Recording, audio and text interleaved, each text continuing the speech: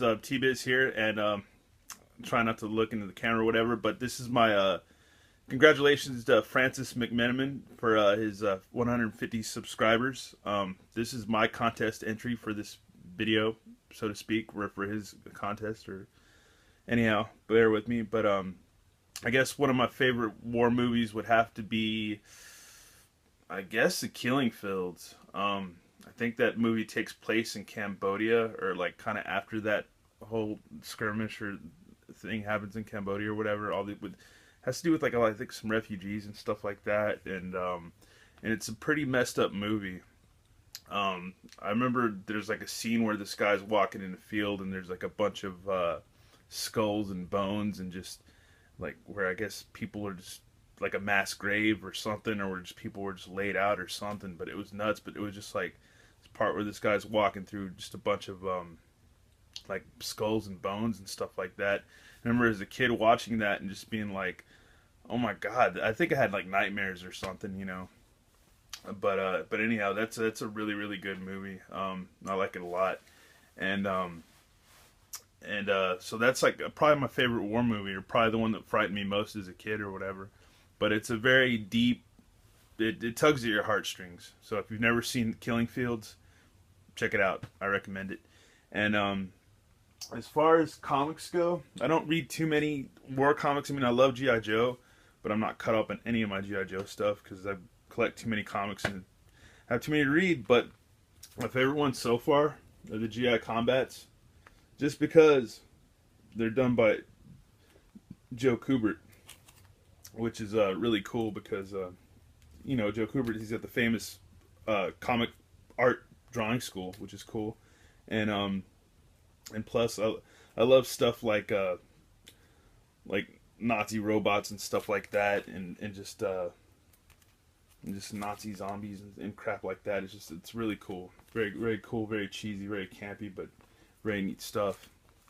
And as far as figures go, like, everybody knows. If you know me, if you subscribe to my channel, you know I love my G.I. Joes, and this is probably like one of my favorite ones so far that I've gotten off eBay is Mercer.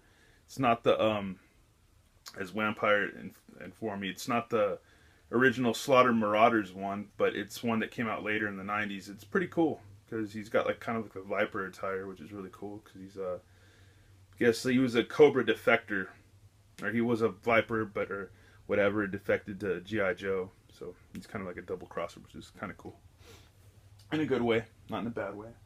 And then got this figure from my buddy Ivan Ruiz. This is also, well, somewhat of it's not like really told. I guess you can consider Commando maybe a war movie because it takes place like in America in a city or whatever.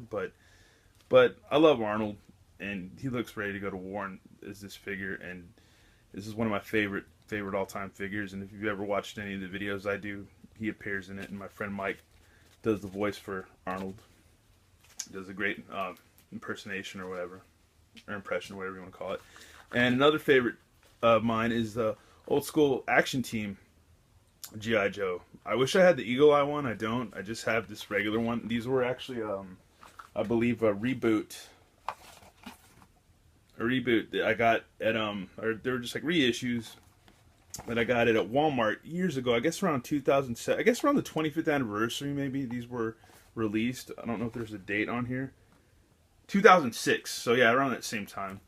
And they had a bunch of these at Walmart, and so of course it's got the cheesy kung fu grip thing on the box and everything. And I never had one of these. Like my uncles and cousins, they had these back in the day, but I grew up with the 3 3/4 inch G.I. Joe, not the big 12-inch G.I. Joe. So it's cool to have. Flocked hair. It's got a cool little armpit gun, and matte articulation, and yeah, it's a great figure. And so Francis, this is my entry to your contest. Congratulations. And I guess I'm supposed to do a war face, so that's my war face. So there you go. Anyhow, this is T-Biz out, and yeah, you have a good one.